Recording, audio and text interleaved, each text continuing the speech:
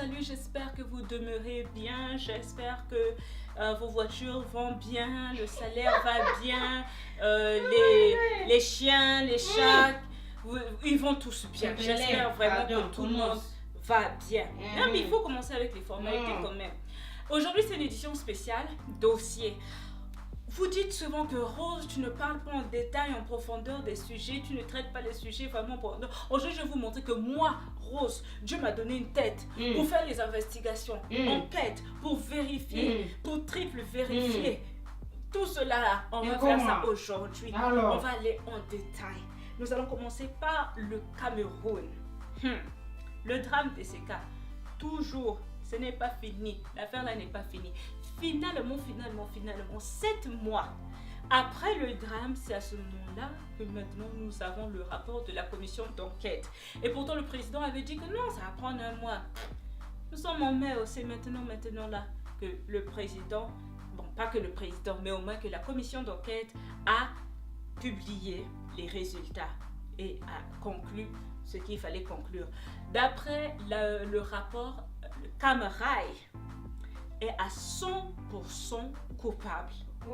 100% coupable. Pour ceux qui se disent, Rose, tu parles de quoi? Drame DCK, Boni Boye. Drame DCK.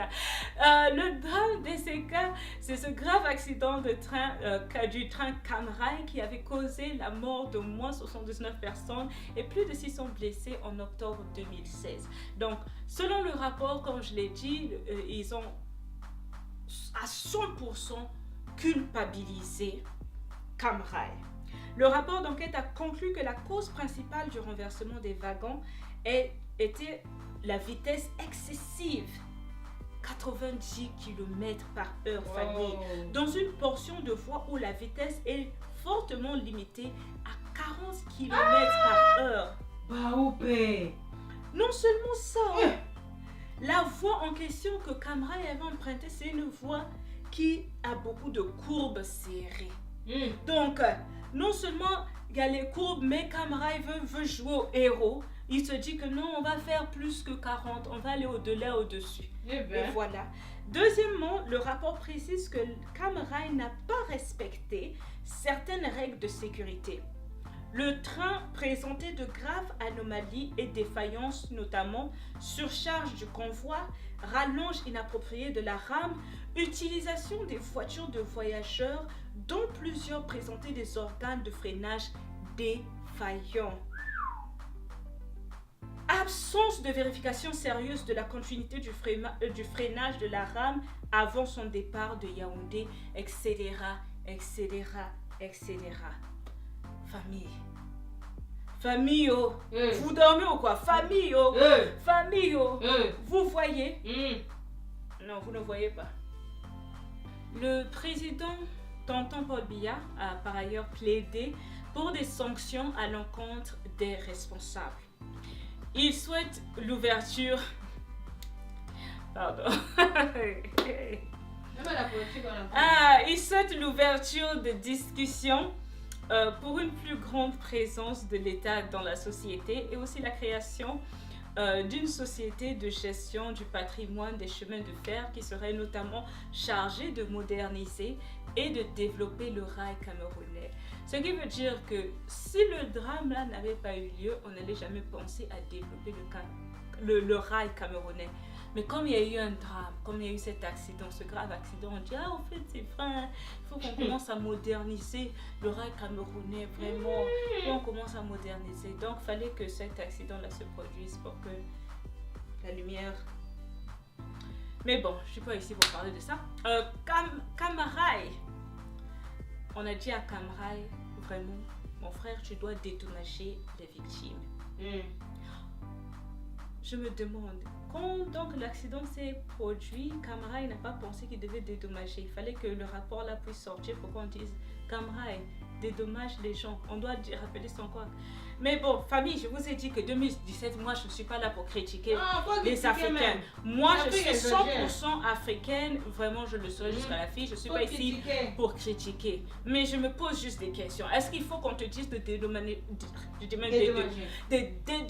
les gens? Toi-même, tu peux pas te dire que c'est un accident que nous avons produit, ça s'est passé avec nos trains, nous devons faire quelque chose. Mais bon. Le président Tonton Paul Biya a lui aussi décidé de débloquer 1 milliard de francs CFA pour assistance complémentaire aux victimes ou à leurs ayants droit. Selon la rumeur, famille, la rumeur dit que pourquoi le tonton Paul Biya est intéressé à donner 1 milliard? Quelqu'un qui a l'argent bloqué comme ça dans sa poche là, pourquoi c'est à lui de dédommager les gens? Pourquoi c'est vrai que Cam Rai va dédommager? Pourquoi lui il veut aussi prendre 1 milliard pour donner? Ça c'est d'abord s'il va donner. Mais disons que en toute franchise, tonton Paul Biya a dit que je vais aider les gens, voici 1 milliard. Pourquoi lui en tant que président il doit le faire? D'après la rumeur, selon la rumeur, les gens disent que c'est un moyen d'étouffer l'affaire. Demandez-moi pourquoi. Pourquoi? Parce que Cam Rai appartient à qui? À Cam Rai. Bon, c'est vrai que Cam Rai c'est une société camerounaise, mais elle est dirigée par le groupe Bolloré qui est français. Comme tonton Paul Biya est ami avec les Français, c'est pas moi qui ai dit, je dis la rumeur. J'ai lu ça sur l'internet famille. Ça, c'est la rumeur qui circule. Donc, c'est un moyen de protéger les Français. Qu'on dise seulement que Cam Rai est coupable. Bon, on vous a donné 1 milliard. L'affaire est finie. À Boubou, pia. À Boubou, pia. Donc, c'est la rumeur. Moi, je vous ai dit seulement. Mais bon, qu'est-ce que j'en sais? Alors maintenant, nous allons écouter Maître Michel Vukeng, qui est l'avocat des victimes. Et comme moi, nous avons le même souci. Sur ce rapport-là, il y a des choses qui ne sont pas claires. Vous allez écouter ce que Maître Vukeng a dit au sujet du rapport. Et il y a des zones d'ombre parce que, n'est-ce pas, la position de la présidente de la République n'indique rien sur le sort des disparus. Ensuite, elle tente d'adouber le système d'indemnisation qui est mis en place par Cam Rai et qui procède de la location de sommes forfaitaires aux victimes. Tout cela est bien aux antipodes de ce qui devrait être l'indemnisation dans le cas de ce sinistre, qui est la réparation intégrale. D'autre part, le fait qu'on indexe Cam Rai comme principal responsable, on ne peut pas simplement dire qu'on va prendre quelques sous-fifres, n'est-ce pas, au Cameroun et laisser tomber les ordonnateurs principaux de la catastrophe. Ça veut dire que les décisions importantes étaient prises à partir de Paris, c'est-à-dire de l'actionnaire majoritaire. C'est eux qui ont privilégié ce bénéfice au détriment du capital humain. Cam Rai a lu le rapport et a dit que bon, on a lu le rapport là, mais ce n'est pas tout à fait juste. Donc Cam Rai a contesté certains points du rapport final de la commission d'enquête sur la catastrophe ferroviaire. Comme les experts de la commission d'enquête, Cam Rai a reconnu que oui, c'est vrai, la vitesse est un peu excessive, c'est vrai, la vitesse excessive est à l'origine du déraillement.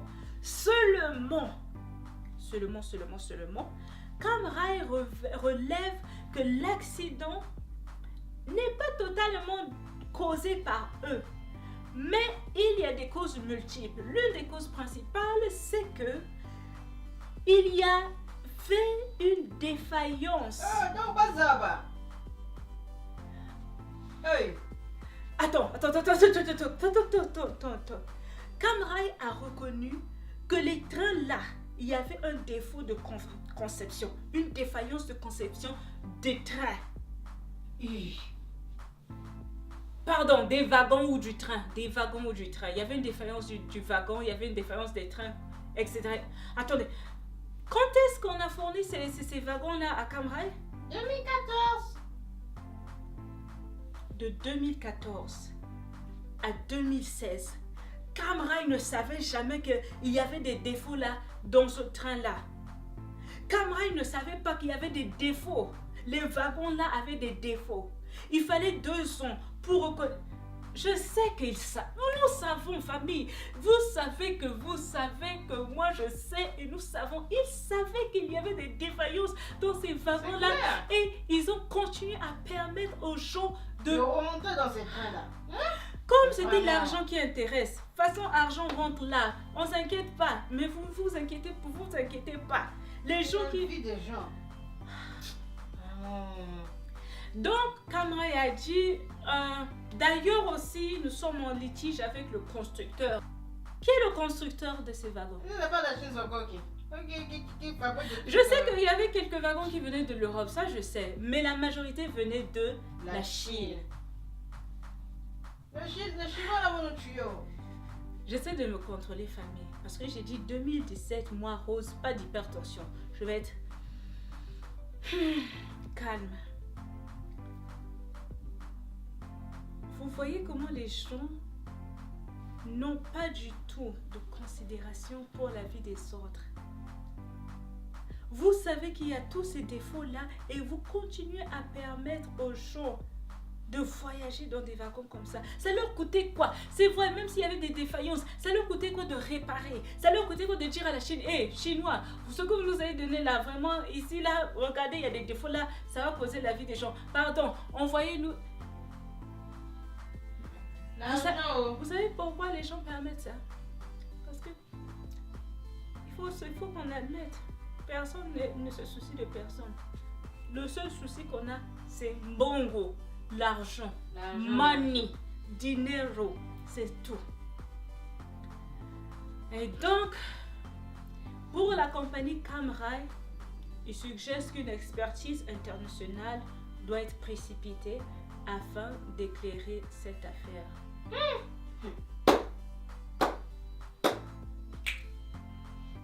Laissez-moi boire de l'eau, j'ai maintenant soif. Ça, c'est...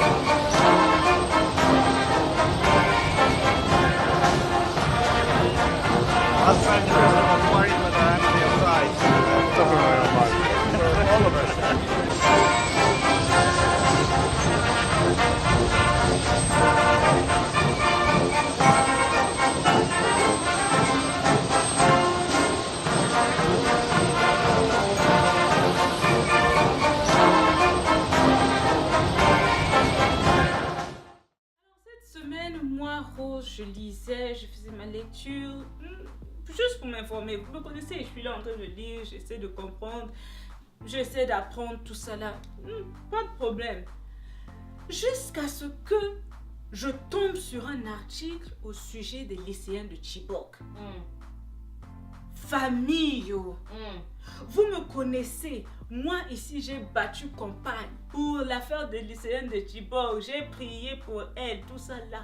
Je suis tombée sur un article d'Adeola Fayoum que vous voyez ici. C'est une journaliste nigériane très engagée vraiment pour la cause de son peuple. Donc elle a publié un article sur son site et dans cet article on dit que le Labour Party, c'est le parti politique, c'est un parti politique du Nigeria. Le Labour Party accuse le parti au pouvoir, qui est APC, le parti politique de Tonton Bouhari. Donc le Labour Party accuse le parti au pouvoir APC d'avoir orchestré le kidnapping des lycéens de Chibok. Hey. Chineke! Hey! Attendez. J'ai dit non. Je n'ai pas bien lu. J'ai pris ma loupe, j'ai dit, ma chérie, fais-moi voir, fais-moi lire ce qui est écrit là.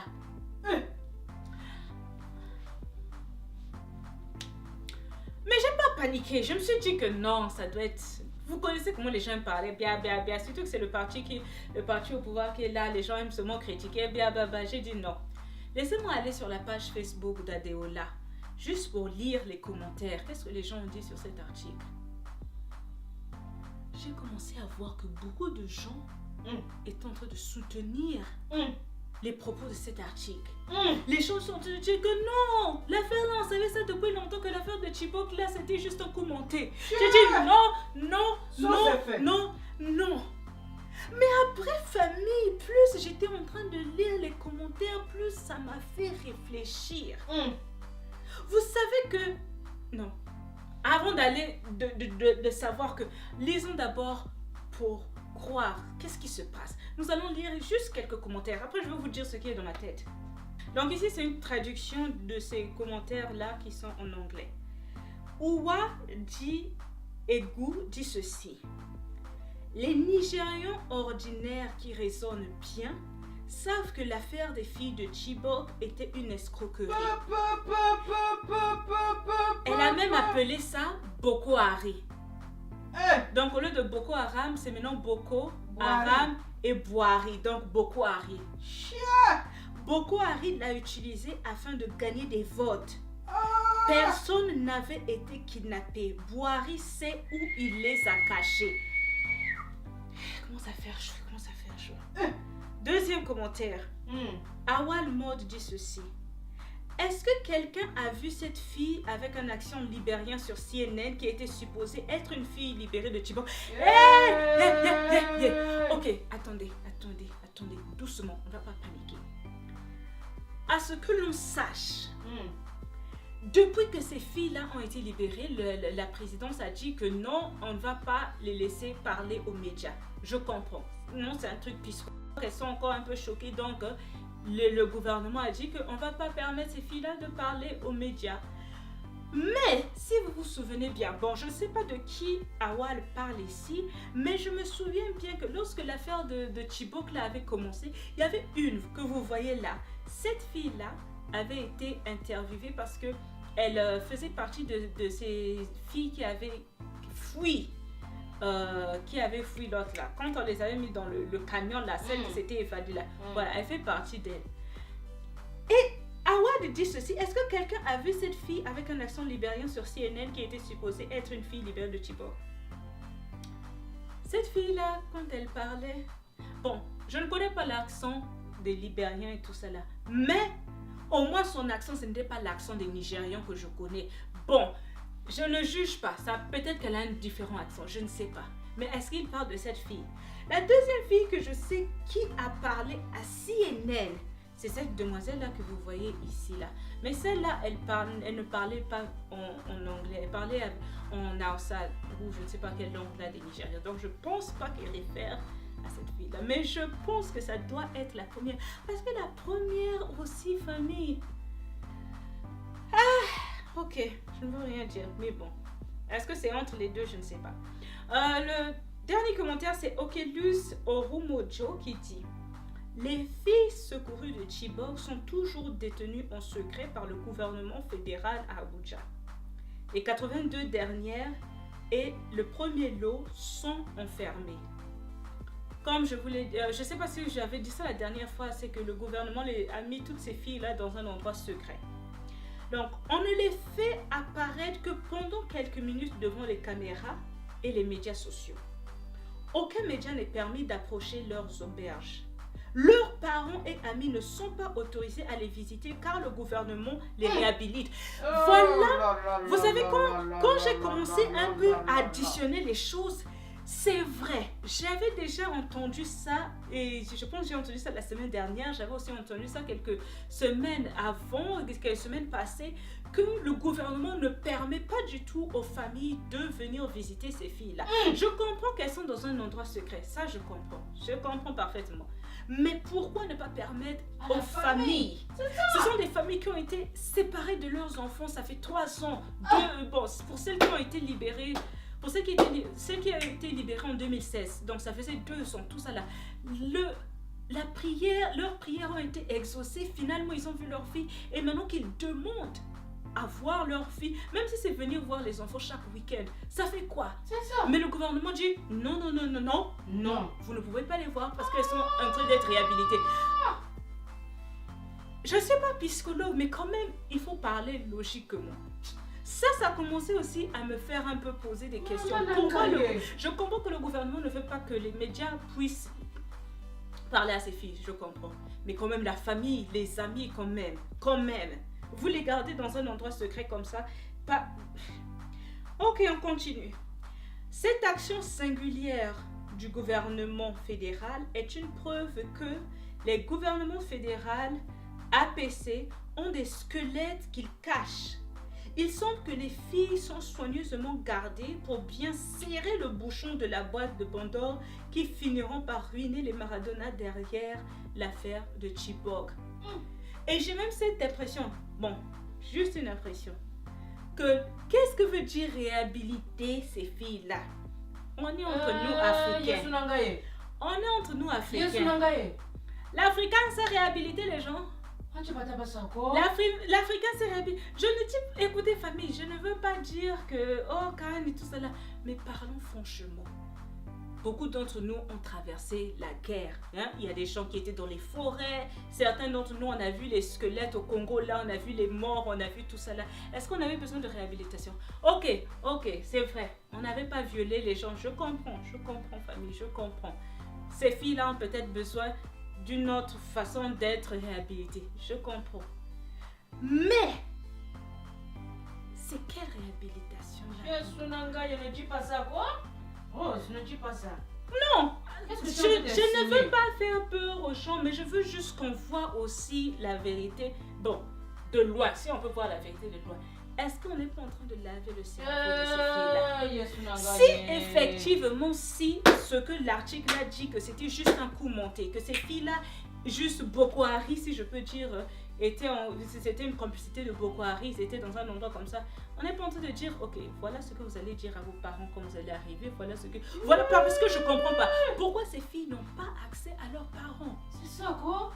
Pourquoi ces filles n'ont pas accès à leurs parents? Au contraire, en voyant leur famille venir chaque semaine les voir, c'est ce qui allait aider ces filles-là à pouvoir s'améliorer, à pouvoir vraiment se rétablir plus rapidement. C'est ça, quoi? Mais aujourd'hui, comme j'ai dit, c'est un dossier, donc on va continuer.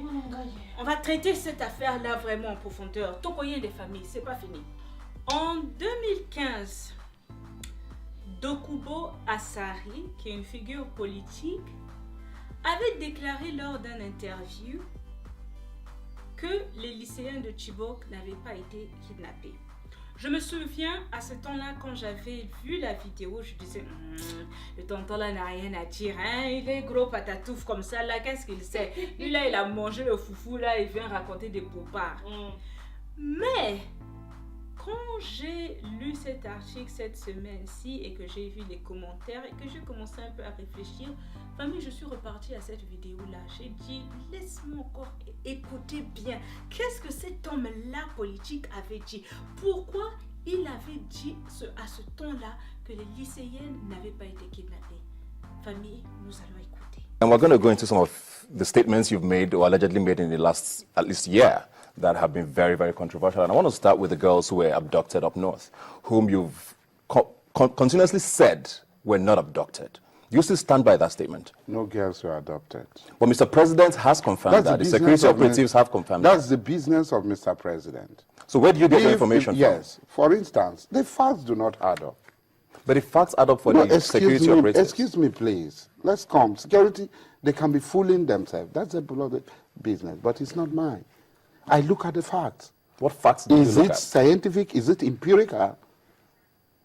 Looking at the facts on the ground, they said 200 and something girls, almost 300 girls, were to write physics.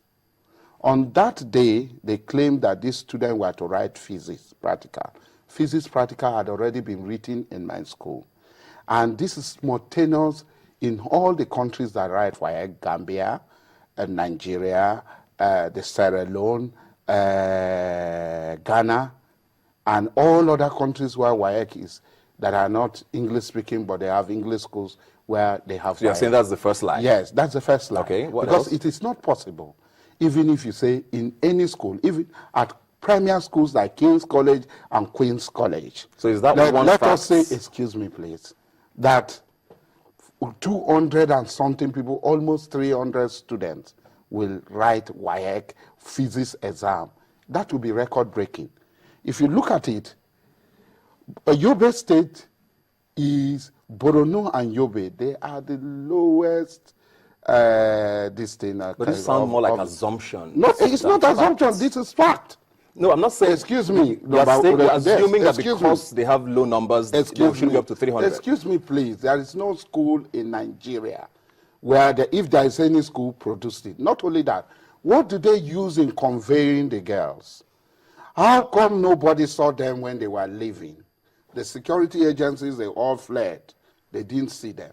And then there was a testimony of one of the so-called people who said she was one of them, and then she ran and climbed a tree, and the man was asking her to come down, and she refused to come down. He had a gun with him. He did not shoot her. He did not carry her away. She climbed the tree faster than him, so he could not bring her down, and he left her. Not only that, none of them could speak English. None of the ones who escaped. In what language are they writing the WAEC? In Hausa? Not only that.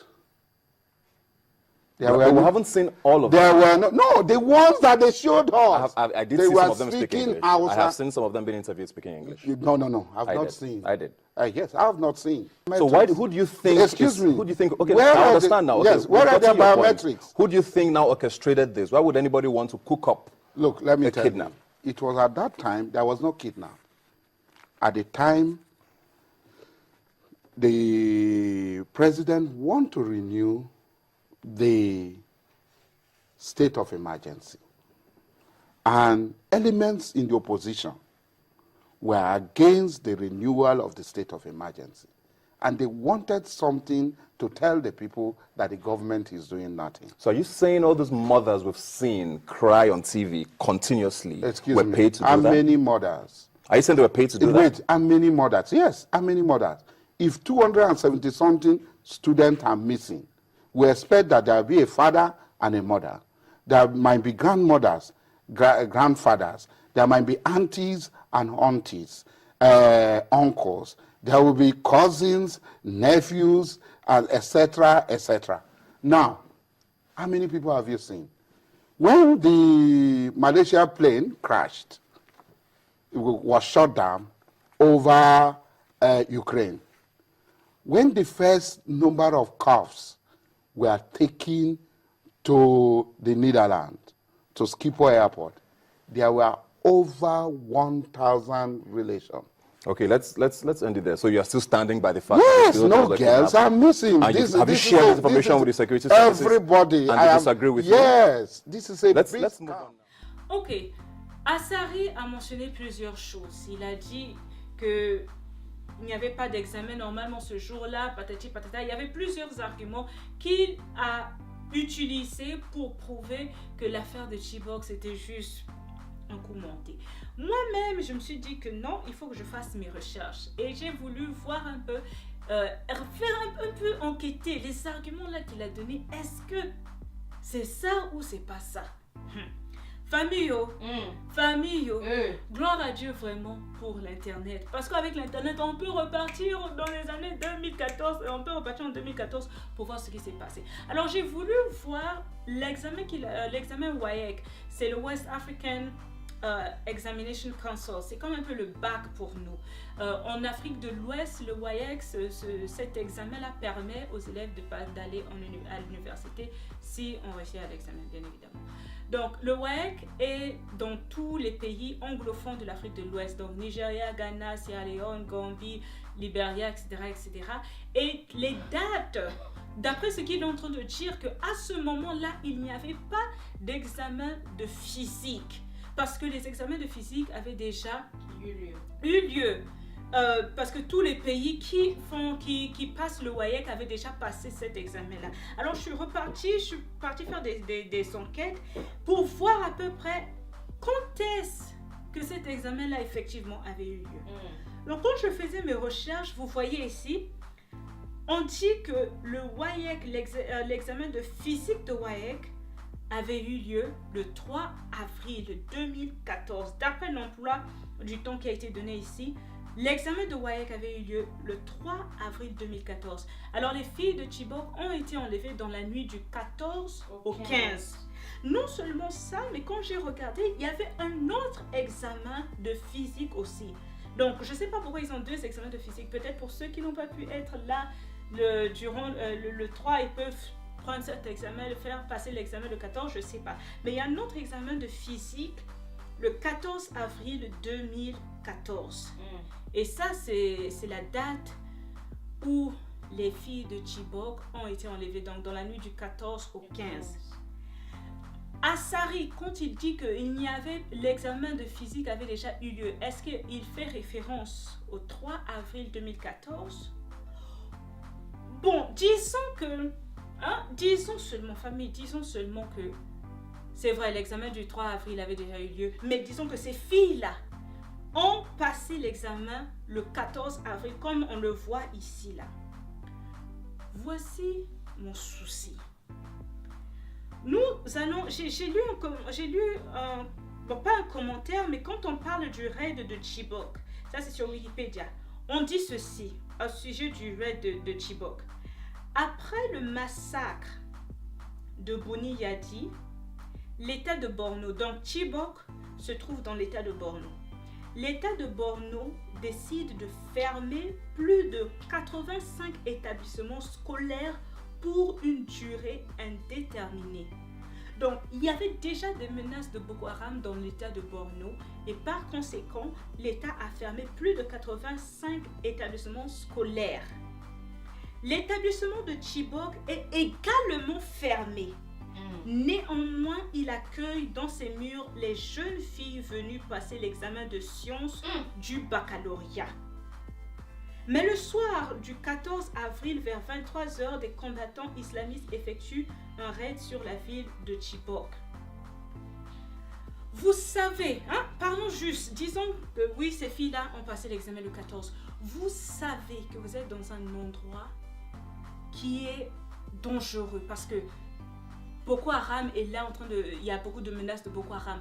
Pourquoi vous allez permettre à des filles de dormir dans l'établissement après avoir passé leur examen? L'examen, remettez un peu l'image là, l'image de l'emploi du temps. Le 14 avril, l'examen de physique, c'était de 8h30 à 11h15 du matin. Après, on dit deuxième set, c'était de 11h40 à 15h25. Ces filles-là pouvaient bien, l'établissement pouvait dire que, écoutez, vous avez fini de faire vos examens, rentrez chez vous. Vous connaissez la situation. Déjà, l'établissement avait été fermé à cause de la situation de Boko Haram. Vous avez fini de passer vos examens, rentrez chez vous. Comment vous allez permettre d'héberger des filles juste parce qu'ils sont venus passer l'examen? Je comprends qu'il y avait des filles qui quittaient de loin, de près, tout ça là. Mais on parle de la situation actuelle où vous êtes dans un environnement qui n'est pas du tout en sécurité. Vous ne pouvez pas vous dire qu'on va permettre à ces filles-là de dormir dans l'établissement. Et en plus, on dit bien que cet établissement-là était fermé. Donc, ils savaient qu'il y avait du danger. Vous allez réouvrir cet établissement pour l'examen, c'est bon, c'est bien. Elles passent leur examen de physique, mais après, vous ne pouvez plus garder ces filles-là sur le campus. Vous devez dire que non, les temps sont mauvais, en temps normal, vous pouvez bien loger ici, mais les temps sont mauvais, repartez chez vous ou allez dormir chez quelqu'un que vous connaissez. Mais ça, c'est comme le fait de Boston. J'avais même pas allé là-bas.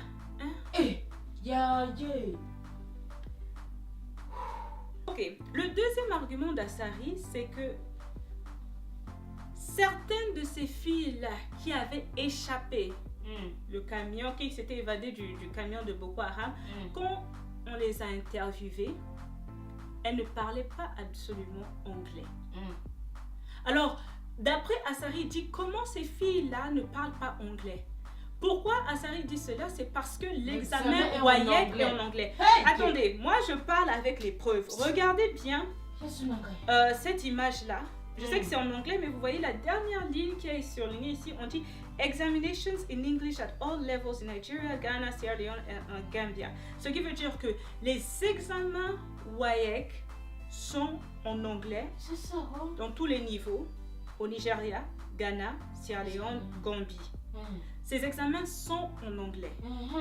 Et ces filles-là, certaines de ces filles, quand on les a interviewées, elles ne disaient même pas un mot, elles ne pouvaient même pas prononcer un mot en anglais. Bon, sauf la fille que je vous ai montrée au départ, là, remettez la fille s'il vous plaît, la fille qui a les lunettes, qu'on dit que c'est celle-là qui avait un accent libérien. Celle-là, elle parlait en anglais. Et j'ai écouté une autre fille aussi qui parlait en anglais.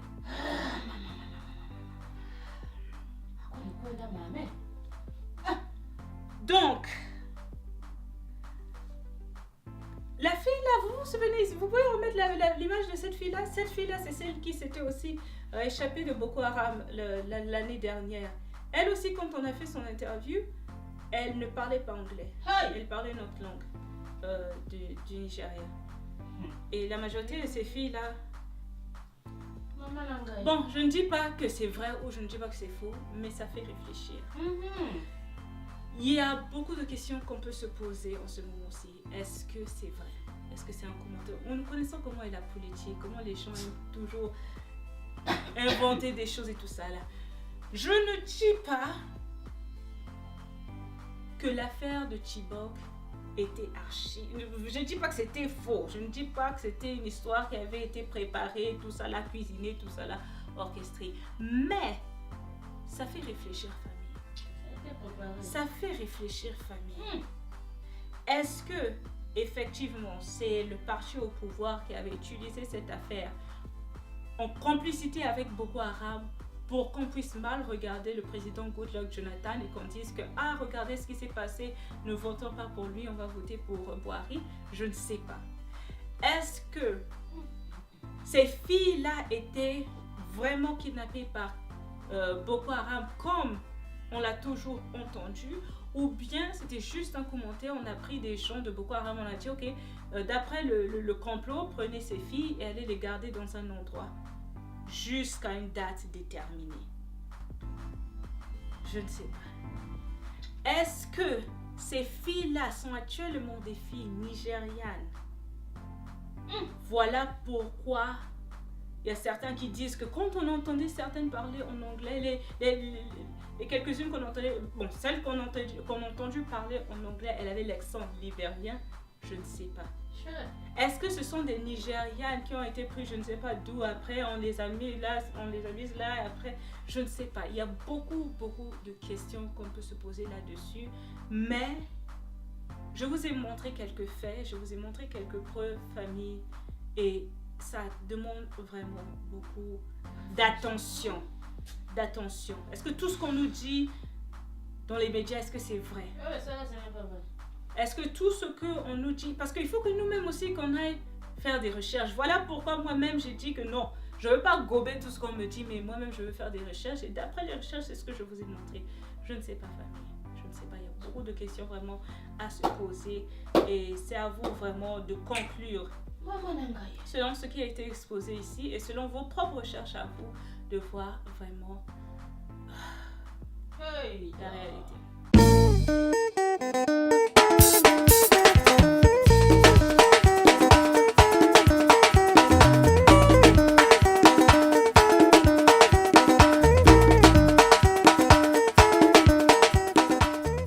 Alors avant qu'on se sépare, famille, je vous ai un peu trop chauffé, j'ai un peu trop chauffé les choses ici. Là, j'ai parlé du Cameroun, j'ai parlé du Nigeria. Détendons-nous un peu. Je vais vous présenter un coiffeur pas du tout ordinaire. Parce que celui-là, pour nous autres, bon, pas moi. Moi, je suis naturelle famille. Hein. Moi, je suis naturelle. Moi, on a 100% naturel. Mais pour mes soeurs et mes frères qui se défrisent encore les cheveux, je vous dis que vous perdez votre temps. Parce que le coiffeur que je veux vous présenter maintenant, il utilise le feu pour lisser les cheveux. Le feu! Pendant que vous êtes là en train de mettre les produits exotiques, chimiques, biologiques, tout ça là, lui il a trouvé une solution, c'est le brûler les cheveux. Pas brûler, mais mettre un peu de feu là pour lisser les cheveux.